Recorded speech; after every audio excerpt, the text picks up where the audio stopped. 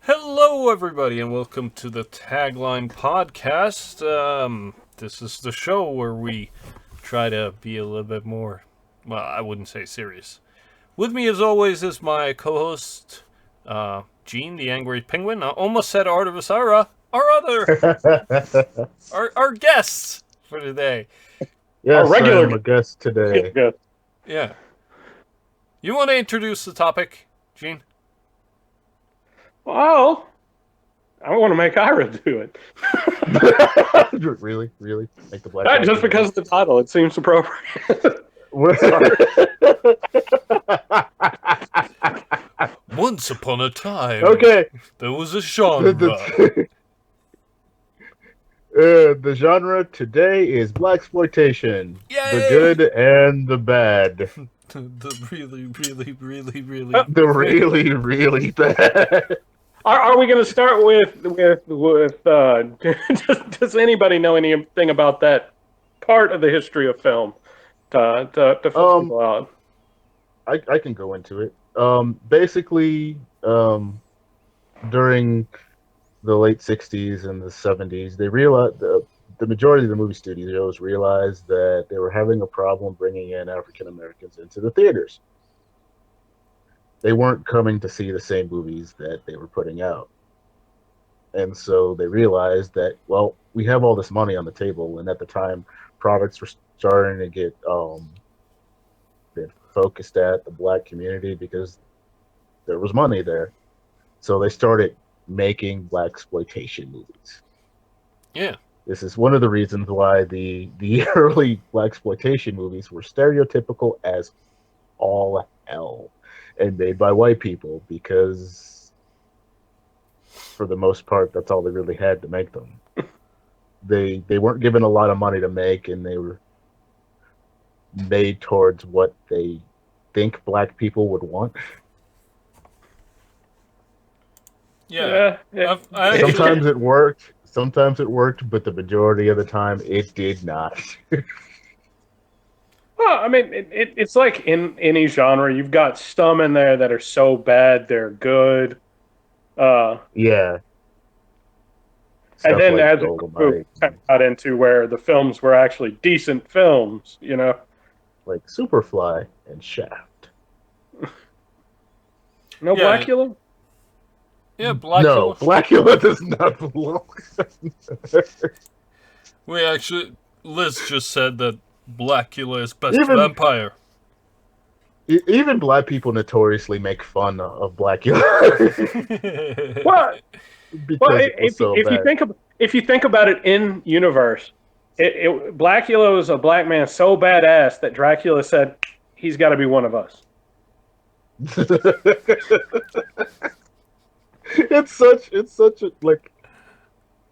a pandering concept, but that's what these movies were. They were unadulterated, unfiltered pandering. Yeah, and it's what Hollywood does best, basically. Yeah. Look how much they've stopped. Yeah. Yeah, but look at.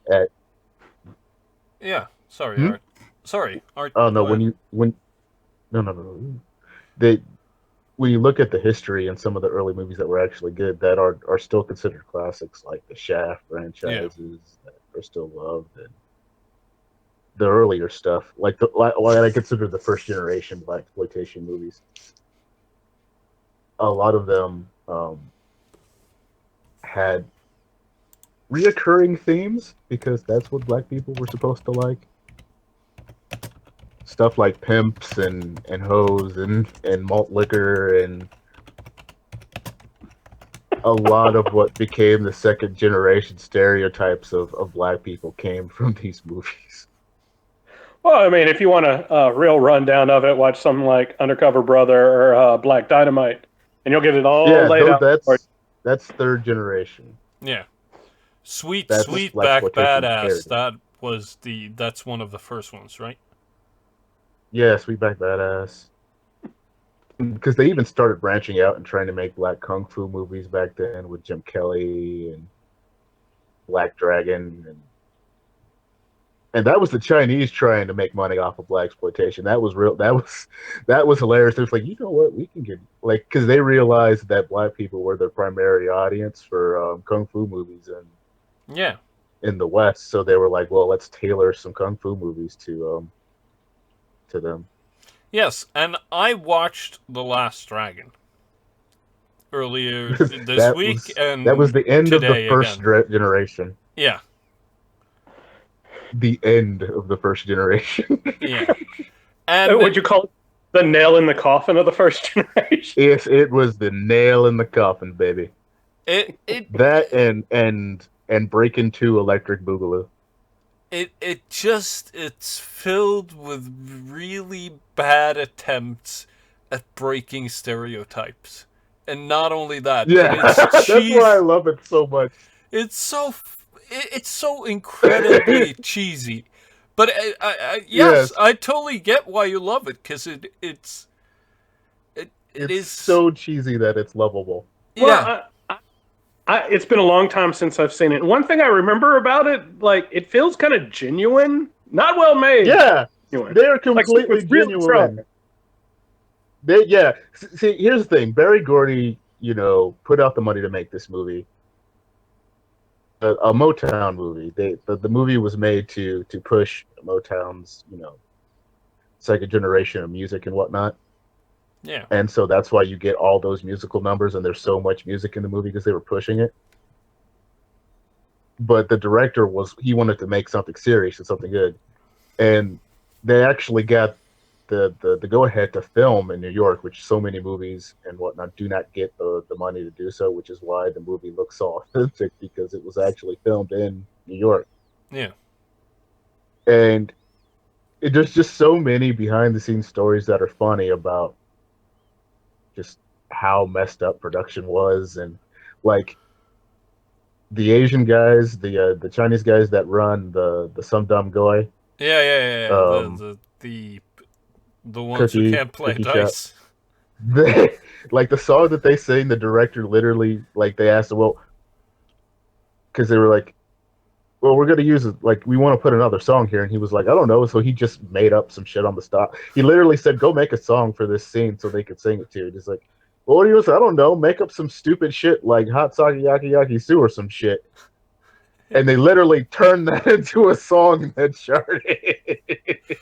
Yeah, but some of the worst things about that movie is the fucking score, because some of the songs are just... Well, some of that is intentional and some of that isn't. Yeah. Because they were really trying to push the rhythm of the night at that time and fire, and so that's why they got their own little scenes and whatnot, because it was a commercial for these songs. Yeah.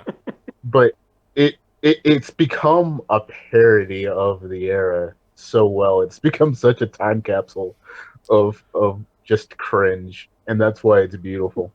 It is, and I'm not even sure it's 100% sure of where it wants to be as a movie either.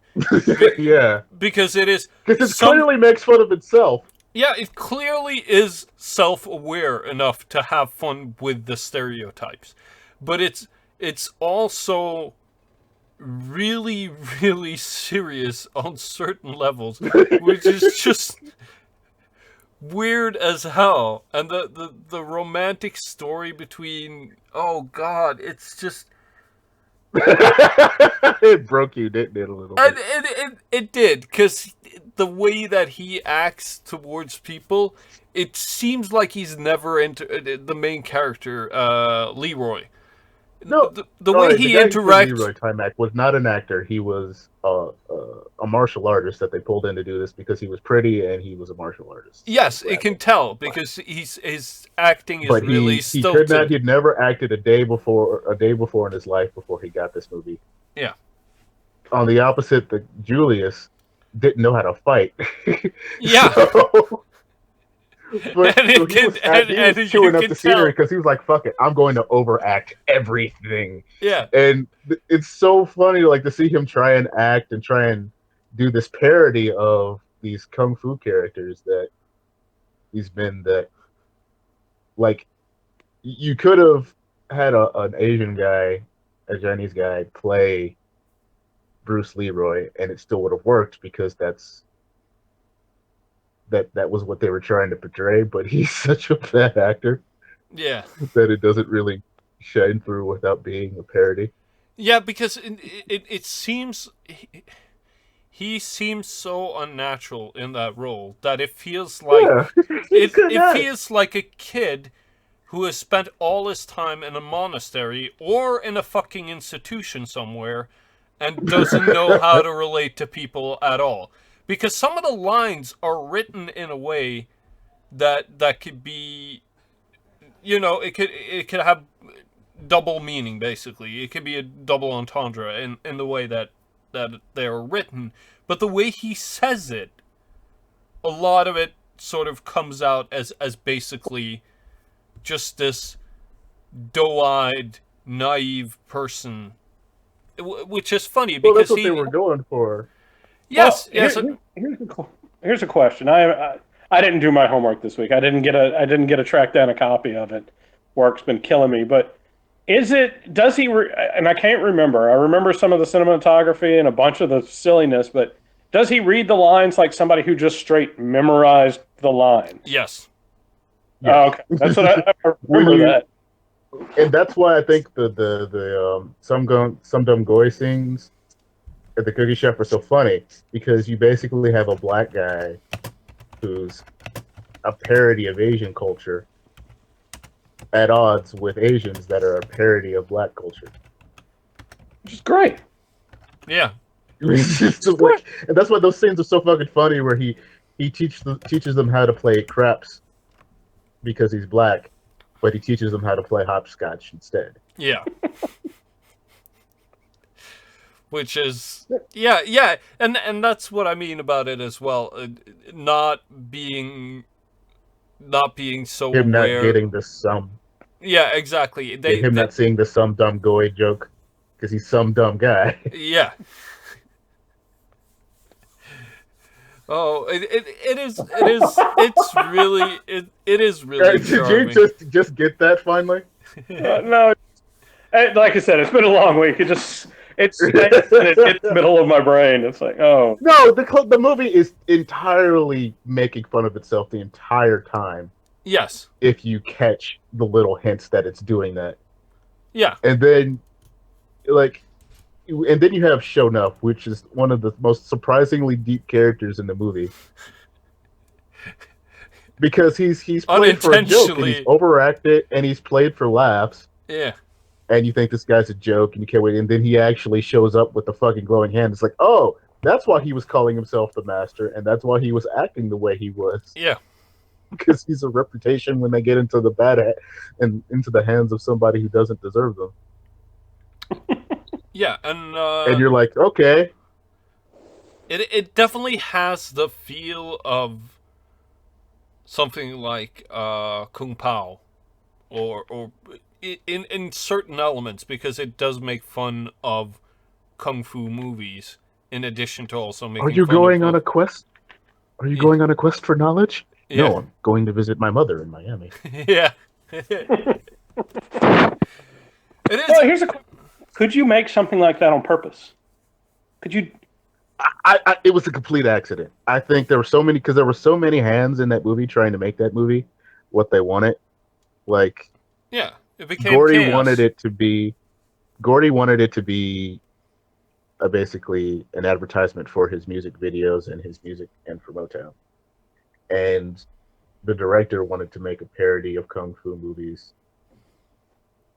And so it's half and half, and it's an accidental, glorious mess. Yeah. Well, I think we're probably going to have to thank the editor too in that case. Yeah. And by that, Gordy kind of made himself into the same character, or by doing this, he sort of is represented through one of the antagonists. Arcadian. Gideon, the music producer. Eddie Arcadian. Yeah, Eddie Arcadian. and his Lady Gaga musician. Yes, which is just hilarious because that messed you up, didn't it? It's like, yeah, oh my god, they and were making fun of this in the 80s. yeah, my roommate walked by while I was watching it on my computer. And he's like, what in the fuck are you? Yeah, and he asked me, "Is this a parody of Madonna?" Which is what it was. Yes, He was. it was, and it They were was a basically very trying to say. They yeah, were trying to say that music wasn't as good as Motown's, and that was yeah, fake bullshit. And the new wave type of sort of very postmodern way of writing lyrics and making songs, basically, which is kind of fun, but in him pushing his own goddamn music in the movie, yeah, he did the same thing. he did the same thing that the bad guy was doing. So it is. Well, and I think the director did that shit on purpose. Yeah, it's like that doesn't sound like an accident at all. No, and it wouldn't surprise me. The director did not have fun on this. Like he's notorious for saying that this was bad. Yeah. And what I find interesting about the whole thing was that the people who ended up having careers after this were none of the main people you thought would. No, because like his little sister ended up being Rudy on the Cosby Show. You know, the little Asian kid that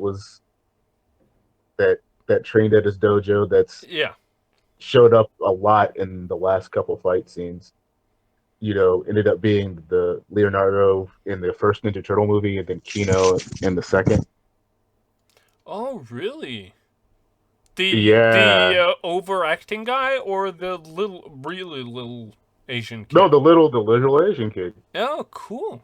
I was not aware. Little of that. mini Kino. Yeah. Yeah, that's actually how he got the job because he hadn't worked for years after that. He had done like commercials and shit, and they were like, "Oh, well, you can actually fight." And it's like, "Oh, well, wouldn't you be a Ninja Turtle?" And they let him be him. So he was the stunt guy in the suit, cool. and didn't do the voice. And they liked him so much that they let him be his own character in the second Ninja Turtles movie. But yeah, that's what I was talking about. It like other people had careers. Like Julius had a career after that, but Hymack decided to say, "Screw it," never made anything else ever again. Yeah, but the that was the one guy I recognized in that movie was shown off because he basically played the owner of the pizza place in Two Guys, a Girl, and a Pizza Place. Yeah, he also he had a show with Bruce Campbell, and it was a Western show where they the show references Briscoe County Jr. Yeah, Briscoe Kid, County Jr.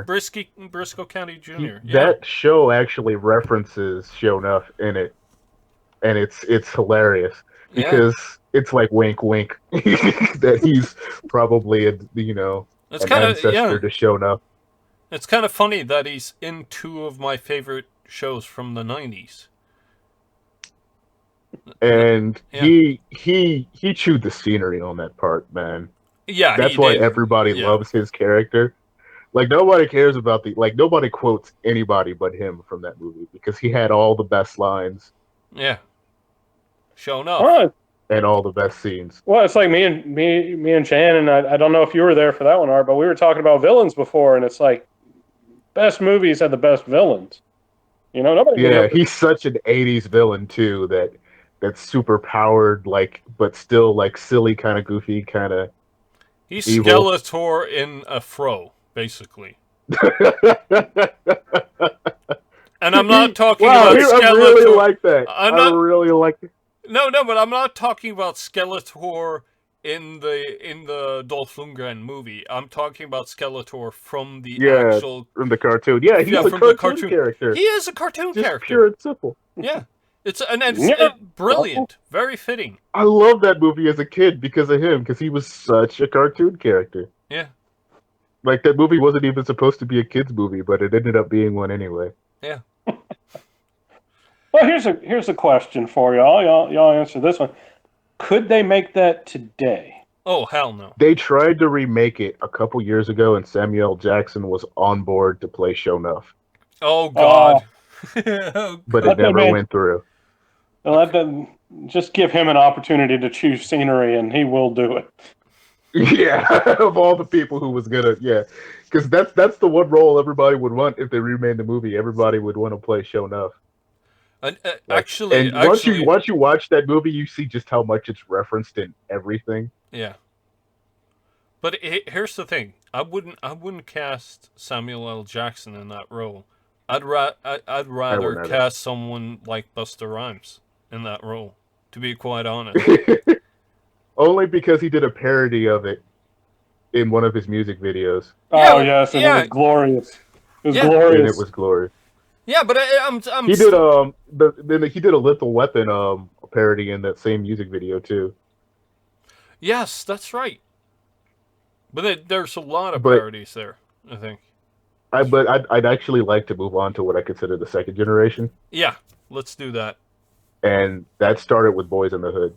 Yeah, the the more serious branch of Yeah, blaxploitation movies. this was when black people actually started making What blaxploitation what movies. was it? Was it blaxploitation at the time? Because it no longer was the exploitation film where they were basically trying Well, to. that's the thing. It is a blaxploitation movie, but it is one done seriously and respectfully. Like, I think that's the difference between the first generation and the second generation. Like, the first generation was cash grab. It was about money. The second generation was, black directors and black writers actually trying to make movies for their people to make money, but to at least be respectful of their culture and not, make it so much of a joke. Yeah, And so you got stuff like you got Boys in the Hood, and Menace that to set off, Menace to Society. Menace to Society, Belly, which is a really underrated movie. I wish they had a bigger budget to actually really flesh out the ending of it, Yeah, but Dead Belly is a really Presidents as and it's well, isn't it? Isn't yeah, there? Dead Presidents was probably a really big deal because of the cinematography for Yeah, it. it's really beautiful. It's still a beautiful movie Yeah, today, and if you and if you wear that white face paint with the hat, black people know exactly what's up. They're like, oh, those yeah, motherfuckers about to rob some motherfuckers. And you got like, and that's when you kind of got blaxploitation movies, you know, bleeding into other movies and making other genres and whatever and whatnot. yeah, and then Was the that kind of subset? yeah, and it also that kind of blaxploitation also led to what I would almost say is a third branch of blaxploitation, and that Which is is what you're the getting now. yeah, which is with the Wayans brothers and so on. Which No, no, no. That started with "I'm Gonna Get You, Sucker" back in the '80s. That's the okay, glory. yeah, okay. You got two. Have you ever seen that movie, Jen? No, I haven't. You got It was a the original Wayans, basically the funniest ones, basically making a parody of a cop movie. It was a parody of a blaxploitation movie, really, if you think about it. Their first one, Yeah, and it's and then really it's goofy, yeah, and it's as goofy. I would almost compare it in terms of comedy level to Ghostbusters. It's right under it. yeah. Um, Well, I remember how that movie started. Didn't he have to seek revenge because his brother OD'd on gold chains? yes. That I does was a sound like Damon and Keenan Ivory Wayans. The original Wayans made that movie, and Yeah. it was the beginning of their parody because after that, then they made, and that was a parody More of the money, more original. problems. I think was the next one, which came Yeah, after. yeah, because the first, because I'm Gonna Get You, Sucker was a parody of the first generation of blaxploitation movies, Yeah, and then Don't Be a Menace was a parody of the second generation. yeah, Don't be a menace while drinking your juice in the hood, yeah. It's and then while going down South Central. It's a long yeah, fucking time. yeah, they made the title super long to because it was a joke, and he had him making fun of the second generation movies because all the second generation blaxploitation movies were about message. So he Yeah, literally like would sit in the background and just turn to the camera as the postman and go, "Message!" when they were Yeah. trying to browbeat you with a moral message in the movie. Hey, children, what do you say when you meet a nice man? Are you my daddy? Yeah. And then I think the third generation I think actually started recently because With yeah. you started getting movies that started questioning black people. Like it's because you can only make so many movies about black people being destitute Yeah. that you really can't like do that anymore. Would you And say that Dear White People, the movie, not the horrendous MTV video, but the movie Dear White People belongs to that third? yeah, it's in the third generation, but I'd really say that Medea movies were probably the start of the third generation. Oh, really? Sadly, The Tyler Perry because comedies, basically. it showed that that blaxploitation was profitable again, Yeah. and so it opened the door to financing to movies that were actually good. So yeah, Jesus I'd Christ. put Dear White. Who would Yeah, I know. ever think? You're like, oh Who my would god. ever think that Tyler Perry would get the credit for starting the third generation of a genre? Well, I mean, all Well, you have.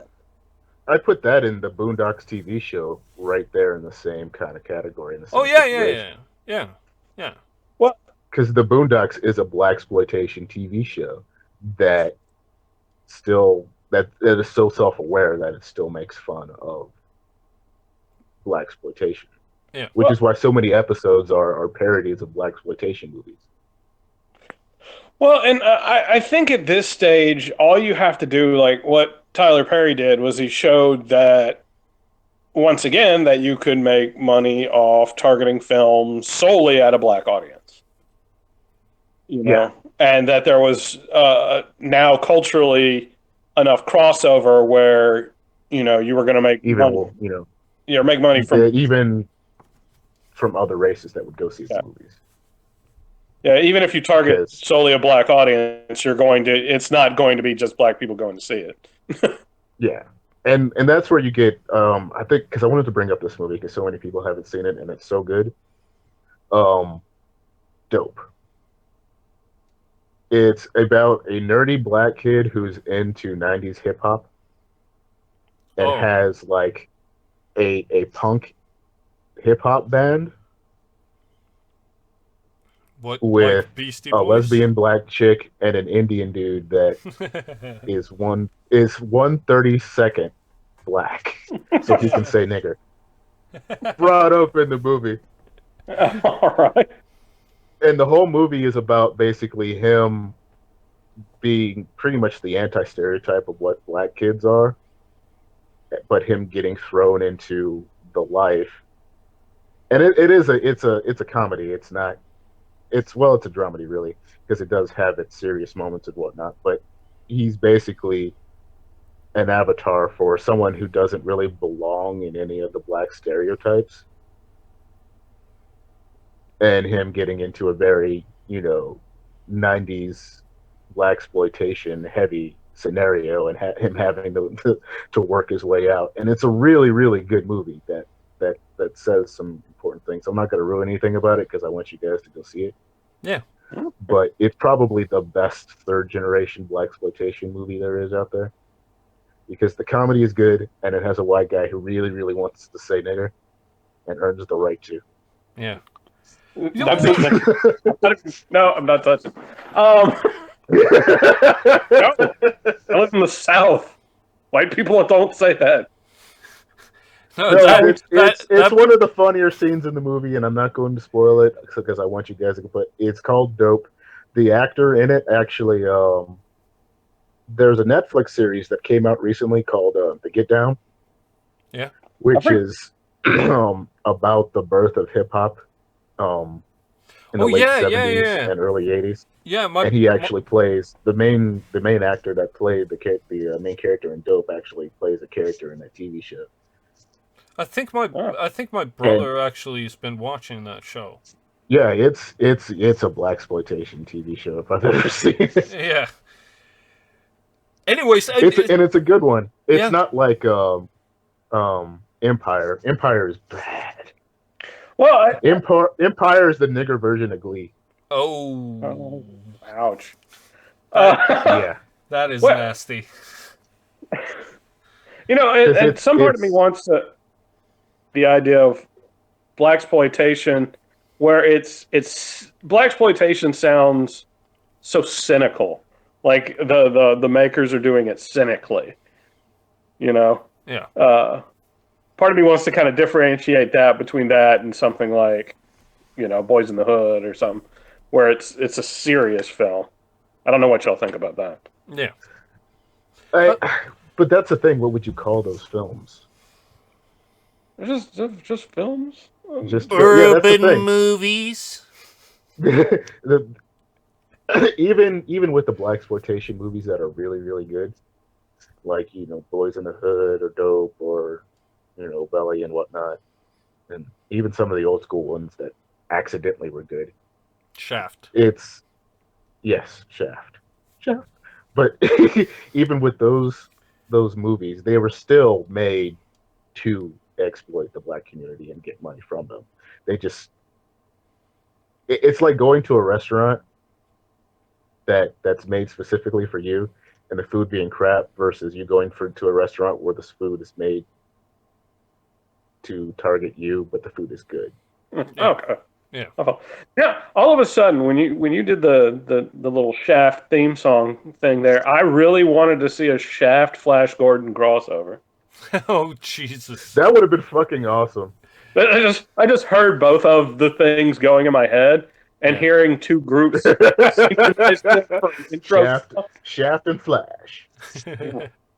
Somebody needs to make that artwork. Oh, that sounds cool. Like a bad fucking porno version. Shaft and Flash. Yeah, it does. Oh God. But it makes me want to bring up this whole conversation. Makes me want to bring up Black Dynamite because that movie was genius in terms of perfect. It was the best example of parodying the first generation of black exploitation movies. Yeah. Undercover Brother is a very close second. Yeah, Undercover Brother is the one that I was thinking about actually. That's because yeah. But Dave Chappelle makes that movie. Like the Eddie Griffin, Dave Chappelle. You have, what's his name from How I Met Your Mother? Oh, as their token white hire. Yeah, because affirmative action has made them hire a white guy. Oh, Neil Patrick Harris. Is it Neil Patrick Harris? Yeah, it was one of those movies. Yeah, Neil Patrick Harris. It was one of those movies that was under the radar that nobody really went to go see, but was still a really good movie. Yeah. Still not as good as Black Dynamite, but I'm sorry, if somebody likes Undercover Brother more, I'm sorry, but Black Dynamite wins just because a character in it is called Chocolate Giddy-Up. Chocolate Giddy-Up. You have to sing it. You can't just say it. But Black Dynamite, Captain Kangaroo. No, if anything, it's because they have Captain Kangaroo Pimp.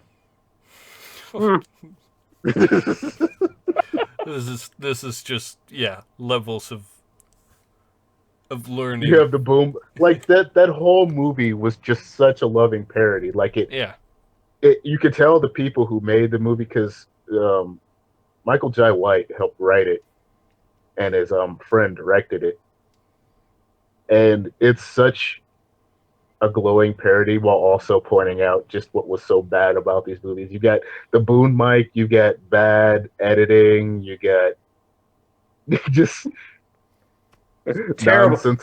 Social commentary. It's terrible social commentary that doesn't make any sense. Yeah. You have nunchuck fight with Richard Nixon. Oh, but it's so quotable. That's the thing about it. Like it's right up there with The Last Dragon, which is quotable shit. Yeah. I'm sorry. Show enough. China cabinet. Show enough. My mama says my daddy's name is Black Dynamite. Shut up, kid. Oh, That's a hush up, little common girl. name. Like Dynamite. A lot of cats have that name. Yeah, it was. The malt liquor commercial throughout the entire movie, because a lot of the old blaxploitation movies had what Yeah. were basically advertisements in the movies or before them. Yeah. Well, since we've been going through so many good blaxploitation movies, does anybody want to come with any recommendations before we end today's short podcast? I'll let Gene go first. Oh, shit. Uh, as far as it goes, I mean, we've just listed all the ones you absolutely need to see. Yeah. Give a top three. Top three. Oh, that's hard to do because you brought up I know. "I'm Gonna Get You, Sucker." Obviously, "The Last Dragon." "I'm Gonna Get You, Sucker" is a great one that a lot of people haven't seen. "Undercover Brother" gets forgotten. A lot of people haven't seen "Black Dynamite." Um, if you're into the older films, you always should go back and see Shaft or any of those just for the historical value of them. I'll put it that Yeah. way. Yeah. Well, I don't know. I think I'm gonna go with movies that I grew up on, which is sort of Menace to Society and Mm. Dead Presidents. Those are definitely. I would also Boys in See, I love that Boys Gene in the went with the Hood and serious ones. yeah. Yeah. He went with the more serious, down to earth ones that had a really powerful message. Yeah, because Even though I do feel like Menace to Society was a bit heavy-handed with its yeah, because that's message a where the little bit, but it message still has joke. one of the Yeah, best scenes with a police officer. You know you done fucked up, right? yeah, yeah, Well, but But well, um, when I was a kid, I watched "I'm Gonna Get You, Sucker." I didn't watch. my parents were really lax with what I got to see, as long as I called it an yeah, your action parents were letting comedy. you see Menace to Society and Dead Presidents. Yes, it happened. Jesus fuck. You know what? I'm gonna go movies that I didn't bring up because I brought up Dope, which you need to go see, and I brought up some of Belly. the ones, but I'm gonna go ones that nobody's ever seen that were pretty good in the second generation, like Poetic Justice, Oh yeah, um, which which had Tupac and the Jackson less in it, and she was James Belushi. when she was the hottest, Yeah, and then I think I'll go I'll leave it at that for that one, yeah, and then I'll do Dope, and yeah, that's it. yeah. I can't think of more out of my head. Oh, and Medea's Medea's Halloween there. Wait, okay. We can't end until you explain to me that last one. Is it actually No, worth but you seeing? didn't realize, like, literally there was a Medea Halloween movie that came out like last year. Yeah, boo. Yeah, boo. It Is it? You just messing with me, or is it worth seeing? No, it's not. I'm messing with people. They're not no Tyler Perry movie is worth seeing because they're all the same. The Boondocks did a perfect summary of every single Tyler Perry movie. One that was so spot on that Tyler Perry got pissed off and threatened to sue the show Ouch. because they do an episode where they make a Tyler Perry parody where he sings a song where it's okay to cross dress for Christ. And Oh you jeez. need to go watch this episode of the Boondocks because it rips Tyler Perry to shreds where every move where Huey makes a breakdown of the movies spot on where it's about a black woman who's in a relationship with a dark skinned wealthy black man who does her wrong, usually slaps her. Yeah. He then leaves him for the light skinned poor black man who's into Jesus. Somehow Jesus solves the problem. And that's the end of the movie. Oh. Yeah. I think everybody needs to watch the Boondocks. Anyways, Yeah, because in that episode, the Tyler Perry character is trying to fuck Granddad. oh Oh, Jesus. yeah. He has like manservants and whatnot. It's Yeah. them flatly saying that Tyler Perry is gay. Gene, you want to close Yes. us off for today? Yeah, sure, whatever. I can do that. Oh yeah, Well, thanks for having me, guys. Any None- excuse to come on with you guys and talk movies. Yeah. Oh, yeah, man. Anytime. Well, thank y'all for tuning in to the Tagline podcast. This has been Gene the Angry Penguin, Jen, I just lost your last name, Lillevik. You had a middle name there. And Artevis Ira. Thank y'all for tuning in. You can catch Artevis and Jan on Friday afternoons at, I believe it's 3 p.m. Eastern time. Did I get that right today? No. 4. No. 4. Do y'all change it? Because I always feel like I'm off an hour. No, it's always 4 p.m. Eastern 4 Standard p.m. Time. Eastern time. Yeah. for me. It's a bad outro. Close it. End it. Get us out of here. Oh god. Stop.